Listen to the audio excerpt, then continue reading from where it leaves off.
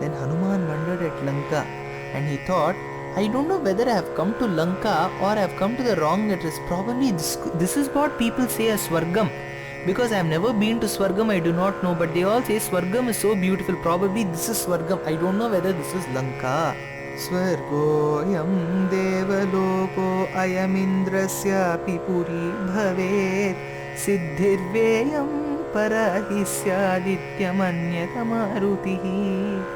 While he was wondering at Lanka, its administration, its beautiful mansions, beautiful streets, everything in Lanka, he was surprised to find a huge lady standing before him. She was a demoness. She had the trident, the Trishulam in her hand. Her name was Lankini. She asked, Kastvam kena chakaryena iha prapto vanalaya. O you monkey, why have you come here? Where have you come from? What is your mission? Kathayasveha yat tattvam yavat pranadharanti te. Don't you know that if you enter this city without my permission, then you will not live anymore? Hanuman immediately asked, Katvam virupanayana puradvare avitishtase kimartham chapi mam krodhan avivartyasi larune. O you one with ugly eyes, virupanayana puradvare vatishtase. Why are you standing and keeping control of this particular gate in this fort? Who are you? And why do you get angry if I enter this Lanka? Lankini said, I am the one who is to protect this particular fort of Lanka and hence I am appointed as Lankini. And now you are in turn asking me questions? And after Lankini got angry, gave this answer, Tatah krutva mahanadam savai Lanka bhayankaram talena vanarasreshtham tayayama savegita. She gave a blow on Hanuman's head. Hanuman knew very well that if he let her give another blow, he will not stay there anymore. So, realizing the intensity of the blow, before she could raise her hand again to give a blow, Hanuman gave another blow to Lankini. Tataha samvartayamasa vamahastasya songalihi mushtinabhi jaganainam. Mushtinabhi jaganainam. With his mushti, with his fist, he gave one blow to Lankini. Even in our lives, we observe that some people, they will want to say something to us, but they won't get it so suddenly. They would have forgotten. They will just hit once on their head, and after they hit once on their head, they'll say, yeah, I remember. Even when our televisions or computers don't operate in certain homes, if we just give them one hit or shake them this way or that way, they start working. Likewise, when Hanuman gave a blow, Lankini felt that she could remember something that she had forgotten for years. Lankini was in her previous birth a damsel. She went before Brahma and asked where her next birth would be. Brahma said that she would be born as Lankini, the gatekeeper in Lanka, which will be Ravana's kingdom. And then she in turn asked Brahma, when can I return back to this heaven? At that point of time, it seems Brahma said, hey, you Lankini, you will be born, you will live there, and at some point of time you will meet a certain extraordinary monkey. That extraordinary monkey will give you a blow on your head. At that point of time you will remember all that I have said right now, and that very moment you can return back to this heaven. Muran valikkurangu ondru unnai kaithalam adanal teendil kazhivadu andru ennai kaandi sittira nagaram pinnai sidaivadu tinnam. Brahma said, once you leave that place Lankini, once that extraordinary monkey gives you a blow, you remember all that I have said right now and you return back to heaven. From that moment onwards, it is the time of destruction for that particular island city called as Lanka. Lankini also said, hey Hanuman, Sita, who is the incarnation of Lakshmi and who is regarded as the personification of all auspicious attributes, has been kidnapped by this demon king called as Ravana. But Ravana does not know that the entry of Sita will bring a destruction to this Lanka, and I am very sure that you will be very successful in whatever mission you are carrying out right now, hey Hanuman. Your entry will see the destruction and annihilation of all the bad qualities and of all the bad things in Lanka, and Lanka will blossom to its better stages in the times to come. Sita nimittam ragyastu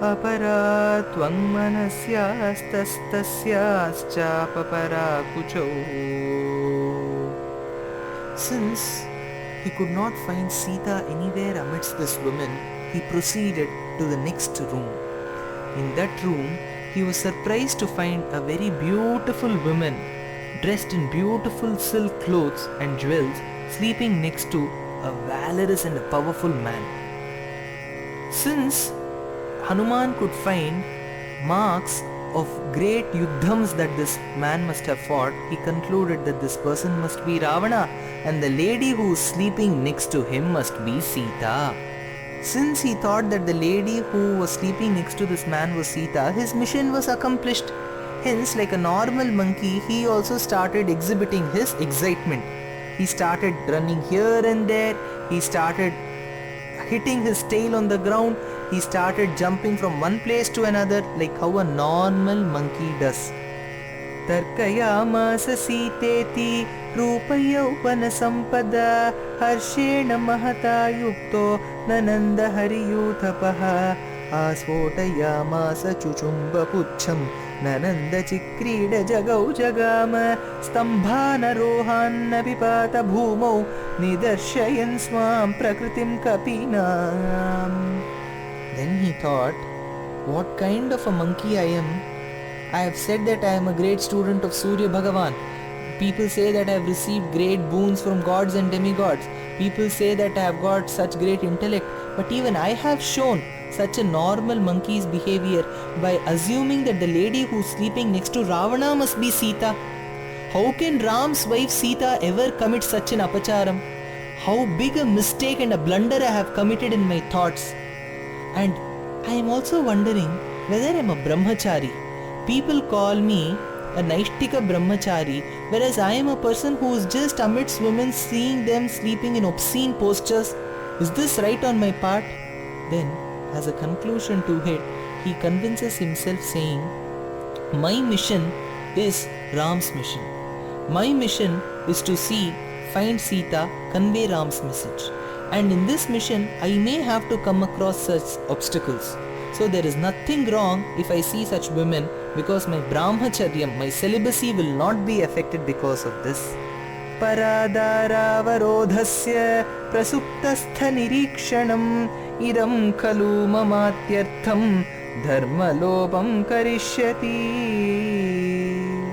Hanuman next proceeded to a room which contained huge barrels of meat that was cooked. There was meat of different kinds of animals. There was the flesh, the meat of buffaloes, pigs, peacocks, and so on. Mriganam mahishanam cha varahanam cha bhagashaha tatra nyastani mamsani panabhumau dadarshyasaha raukmeshu cha visaleshu bhajaneshvapya bhakshitan dadarsha mrigaya mayuramscha hanuman navavikshata. But when I describe about the meat, whatever Valmiki has said in Srimad Ramayanam, we may all be amused as to how can Valmiki describe the flesh of animals, how can he bring? Going beyond a point, I would like to clear certain doubts that are raised in Srimad Ramayanam. If you read a lot of articles on Srimad Ramayanam and a lot of lectures if you hear too, people say, how can you call Ram as an incarnation of Bhagavan Srimad Narayan? How can you call him an ideal person? How can you call him a Maryada Purushottam when he himself has consumed non-veg? Now, let us put it this way. If you are saying that a person cannot be called as a person to be respected, that is, if you say that a person cannot be respected, a person cannot be called as a Maryada Purushottam, if he consumes non-veg or if he eats non-veg, then 3/4 of this world comprises of people who are not to be respected. Because 3/4 of this world comprise people who are non-vegetarians. See, the basic fact is, respect towards a person does not depend on whether he eats non-veg he consumes non-veg, he is a vegetarian or a non-vegetarian. Even if Bhagavan Ram in Srimad Ramayanam has been portrayed as a hardcore non-vegetarian, yet he is to be respected. Now comes the question as to whether Hinduism, that is Sanatana Dharmam, lays stress on vegetarianism. If I say that Sanatana Dharmam is giving importance to vegetarianism, that means during the time of Sanatana Dharmam, that is during the time of Srimad Ramayanam, Krita Yugam, Treta Yugam, Dwapara Yugam itself, there must have been something called as vegetarianism and non-vegetarianism. It is very true. In all our Puranas and scriptures, we come across a lot of kings and people consuming non-veg. There is no doubt about it. So vegetarianism and non-vegetarianism, this segregation, this categorization existed long back, from time immemorial. That is why we find so many kings going on hunting and a lot of animals being cooked. But one thing is very sure, that Brahmins were also consuming meat up to a certain time. This is confirmed from an incident of Ilvala and Vatapi. This Vatapi and Ilvala were two demons, and from this incident we come to know where Agastya intervened. That is, I will just give a small narration of this incident for all the people who have gathered here to understand. Vatapi and Ilvala were two brothers. These brothers had the habit of duping the Brahmanas whoever came to their houses, giving them food and killing them. How they did was, this Ilvala used to make a certain dish out of Vatapi, and Vatapi, who was now served as a dish, used to enter the guest, the Atithi's stomach, and then Ilvala would say, Vatapi, you have to come out. Vatapi, you have to come out. Once Ilvala would say this, Vatapi, who was inside the stomach of the guest, would gain his form, would tear open the stomach of that particular Atithi and would come out. So thereby killing this particular person, and Vatapi and Ilvala used to eat this person who was dead. Likewise, they used to invite the Brahmanas, they used to offer them flesh, and all the Brahmanas used to consume them. So flesh eating was there.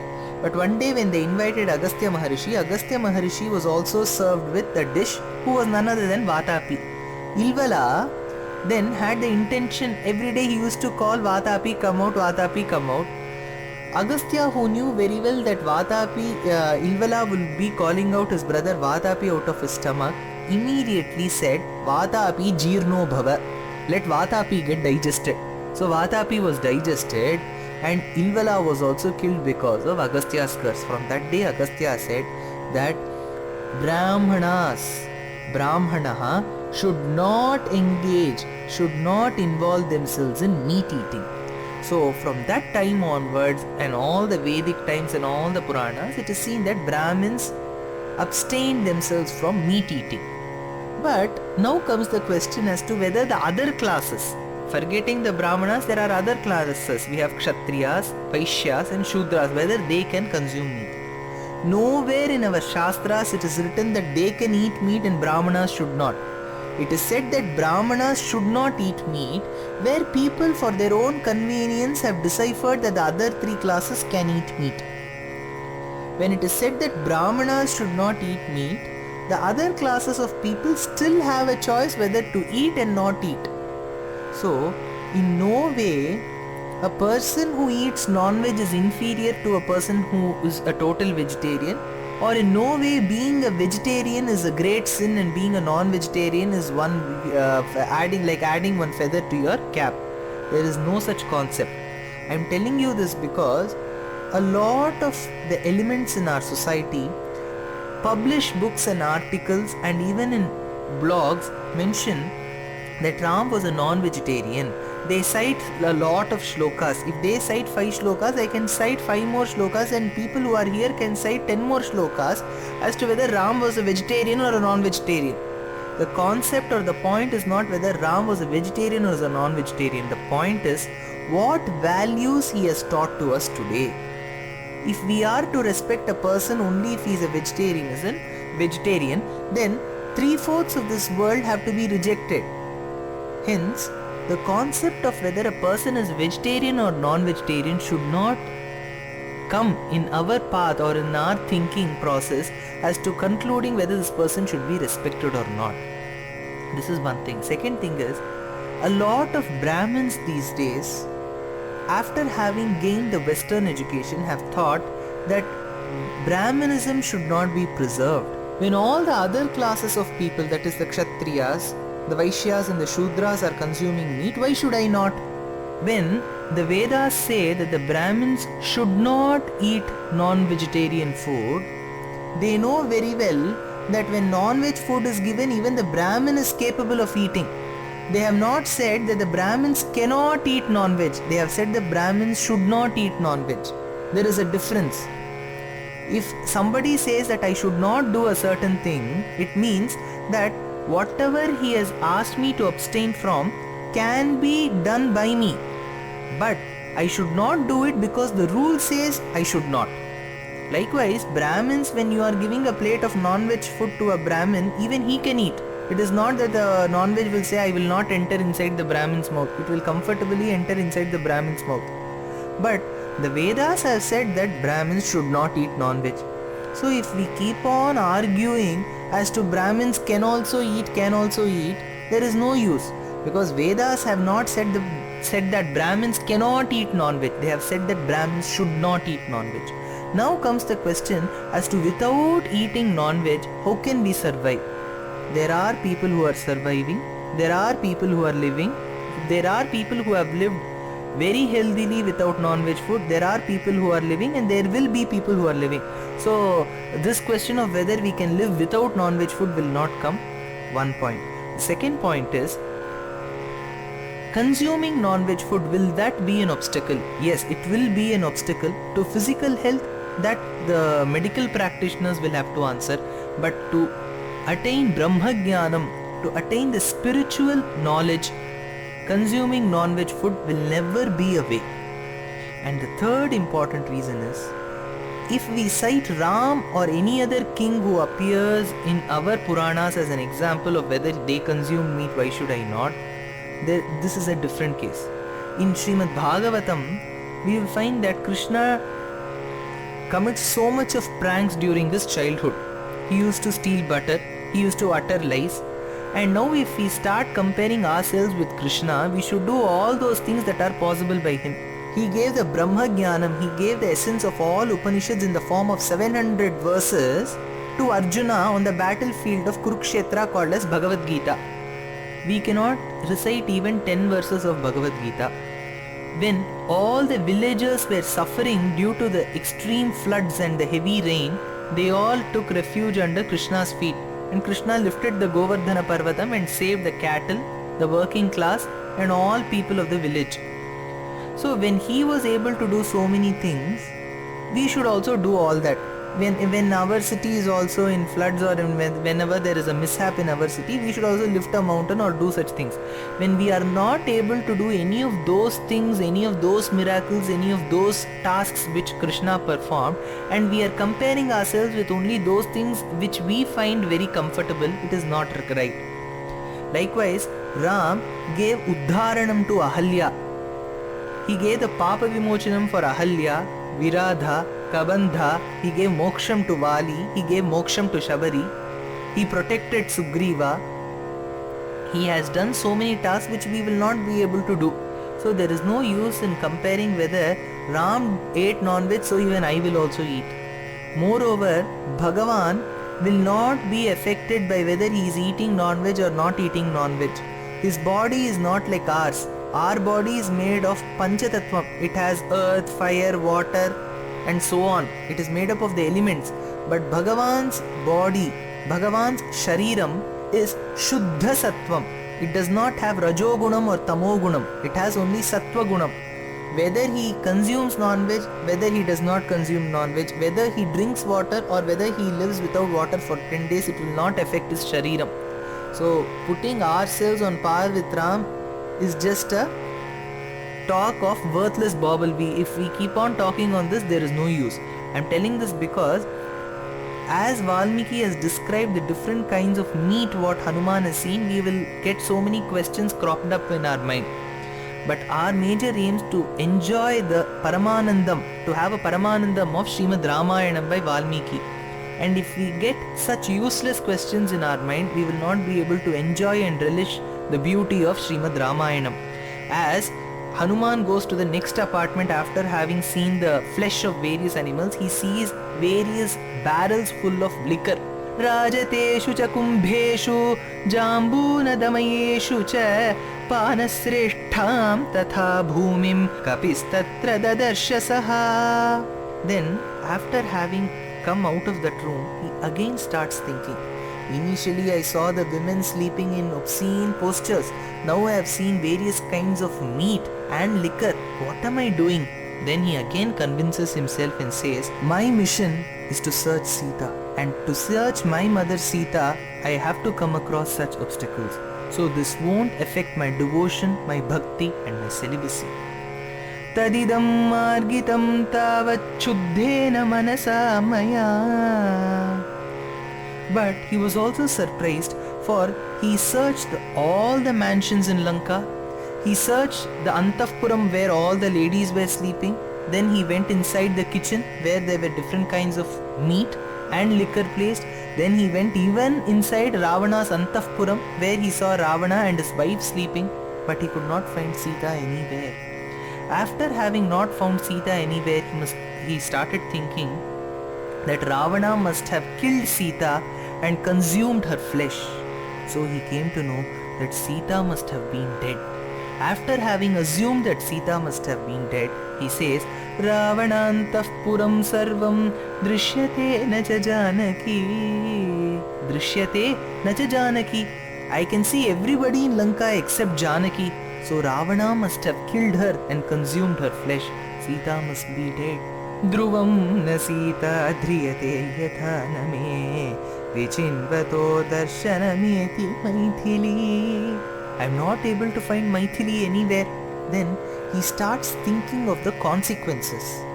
He thinks, if I go inform all the monkeys who have assembled in the southern tip of our country, what will happen? If I go tell them that Sita is dead, all the monkeys will get dejected.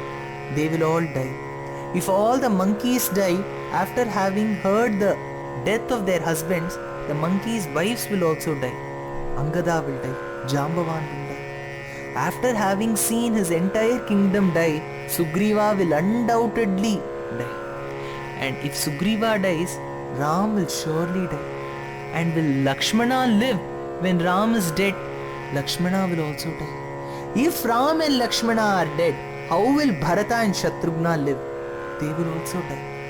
If Rama, Bharata, Lakshmana and Shatrughna are dead, undoubtedly their mothers Kaushalya, Kaikeyi and Sumitra will also be dead. If they find that the royal queens are dead and the royal princes are dead, all the Ayodhya Vasis will die. Guha will die. All the rishis in Dandakaranyam will die. And just because I am not found Sita in my journey, look what all consequences will happen. Adrishtva kim pravakshyami tamaham janakatmajam dhruvam prayamupasishye kalasya vyativartane tam tu krichhatragattam drishtva panchatattvagamānasam mriganuraktamedhavi na bhavishyati lakshmanaha vinashtau bhratarau shrutva bharatopi marishyati Bharatam chamritam drishtva Shatrughnena bhavishyati Putran vritan samikshyāthana bhavishyanti mataraha Kausalya cha Sumitra cha Kaikeyi cha na samshayaha. Hanuman, after having thought of these consequences himself, started shivering. He could not even imagine when so many people are dead just because of one line that he says that Sita is dead. Then he encourages himself and says, Sita must not be dead. Nobody can kill the mother of our universe so easily. She must be chanting her husband Ram's name somewhere in the corner of Lanka. It is my mistake for not having searched the entire Lanka and coming to a conclusion that Ravana must have killed Sita and consumed her meat. It is my mistake. and he starts encouraging himself, saying that, hey Hanuman, you can find Sita. By Ram's grace and Sita's grace, you can find her. Anirvedaha shriyo moolam anirvedah param sukham bhuyastatra vacheshyami na yatra vichayah kritaha. Then he reached a beautiful garden. In that garden he could find beautiful flowers here and there, beautiful lawn, beautiful plants, and the flowers were smelling so beautiful. There he could find a very huge tree called as the Simshupa Vriksham. Shupa Vriksham.